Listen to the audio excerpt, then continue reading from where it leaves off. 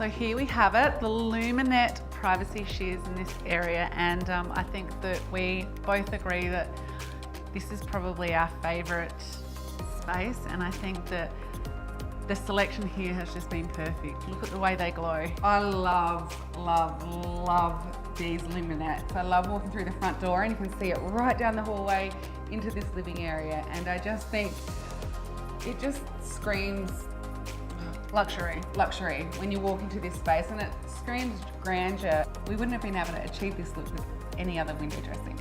I think these are perfect because what we really wanted to do was find a window dressings that opened right up so that we could connect the outside in. And these just do it absolutely perfectly. But I think they also connect the outside in because of the translucent fabric, so you can still see outside. And it connects the indoor, outdoor. I mean, but you can also turn it as well to create that privacy. So I love the idea that it looks like a curtain, but it actually acts like a blind. And this was the very last thing that went into this room, the icing on the cake. It was that last little bit that finished it off, but just made the whole space come to life and come together and create that grandeur that we were really hoping to achieve.